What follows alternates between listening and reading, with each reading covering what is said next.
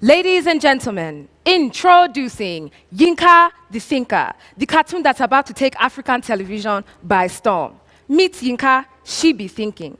Yinka's a Nigerian scientist, and she travels across all of Africa with her friend, Tembo, and together they use science to save the day.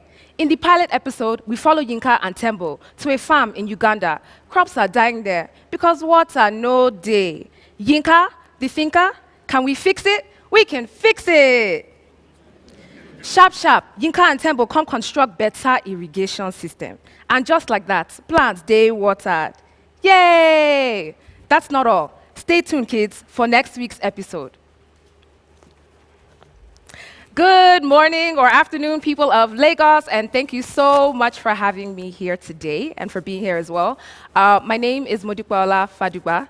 I am a self-taught visual artist, and in my artistic practice, I use themes of games and play to describe social and development concepts that interest me, and also within the Nigerian context. I should say that I consider myself to be something of a lifelong learner. This is probably a title I've taken a little too literally, because in the last decade or so, I've received degrees in engineering, economics, and education. And about 3 years ago, Nigeria, I know. And about 3 years ago, to the greatest shock of my parents, I left all of that to become a full-time visual artist. But it's been 3 years, and I think they're okay now. So they're fine. Now, back to Yinka the Thinker. The animated that I described earlier took place in 2012. It was the first month of my graduate program at Harvard, and as a sharper Nigerian girl, I was already pitching and looking for an endorsement for my cartoon idea. That day, I pitched these sketches that you see here to my professor. If there was anyone who could land me my own TV deal, it was that guy. This was my shot. And so I rounded off with the tagline he would remember. Yinka the Thinker, we can fix it, we can fix it. Then came time for his feedback. The professor started with a compliment about Yinka's hair, and to his surprise, my drawing ability. Then he got really serious. Modupeola, let's take the best case scenario, which is that your show ends up being massively successful, and you inspire millions of children to become scientists when they grow older. Let me ask you something. Will Nigeria, in about 15 years or so, have the jobs to provide for Yinka's fans, who by then will be young adults entering into the workforce? What are the research institutions like? Will the teachers and the policymakers support or act against these efforts? I guess I hadn't really thought of it that way. It turns out there are many other players to consider. In 2014, drawing from the professor's earlier remarks, I built a game installation called The People's Algorithm. Well, I'm constructing it here, but I built the game called The People's Algorithm to illustrate the multifaceted challenges in the Nigerian education system. The game invites players to walk into a larger-than-life Rubik's Cube, as you see here. There's a Monopoly-like game on the floor. You pick a role: student, teacher, or policymaker. Let me show you what happens if you decide to play as a student. This was actually something that took place in the car Biennale that I went to last May, and this little girl helped me model the game, and you're about to see it.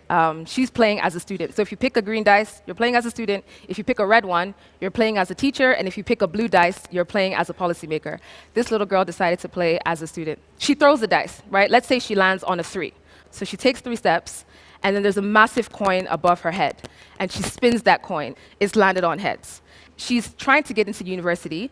She's had to take the JAM exam 3 times, and she's failed for 3 consecutive years. And I'm sure anybody here who has been through the education system probably has watched or actually even experienced these challenges. So the game tells her to take 3 steps back, okay? And which represents really in life and in the game a big delay in the young girl's life. So she rolls the game again, and this time she lands on an intervention category. And in this category, the game is prompting her to provide a solution to one of the questions that I'm asking. The question that I'm asking is that there are 11.5 million young children that are not in primary school and they're supposed to be in primary school. How do we get them in? So she has a choice of A, B, C, or D. I won't tell you what the options are, but she just has to choose, and then she rolls the dice and continues. Now, this all looks like child's play, but we are actually, while we're playing this game, gambling with the fate of our nation. The People's Algorithm became the subject of homework assignments when it was exhibited at the Dakar Biennale for Contemporary Art last May in Senegal. Miss, how does your game solve problems of education in Nigeria? A young girl asks. Other kids scratch their heads, unsatisfied that my game does not provide a clear route to win. So, how do we win? That's the big question. But my game provides choices, not answers. You know, I'll be the first to admit that my game probably sounds a tad bit depressing. And so in my recent works, I'm doing something that looks a little bit more hopeful. Led by the desire to see all of us, parents, teachers, students, policymakers alike, working together, I'm currently painting these synchronized swimmers. In the paintings, each person here is playing their part to the benefit of a structured system. It's beautiful, and it makes me smile. It's by no means easy, and so I've burnt little holes, as you can see the black holes. I actually burned this with fire to depict the swimmers' struggle and also their resilience. And like I said, I do burn these on purpose, and I say this to clarify because I traveled out of the country once with my burnt paper works, and one of the customs officials at Abuja took them out and looked at them, and to his utter bewilderment says, auntie, fire catch your work. Yes, on purpose. So I had to get this picture. I was like, no one's going to believe me if I tell them this story. It did happen, and these are the customs officials doing their job at the airport. So needless to say, I never did get that TV deal. But I often think of Yinka, the thinker, and my youthful optimism is renewed. As I continue to work on my synchronized swimmers, I'm reminded that these figures here working together dispel the myth that Black people can't swim.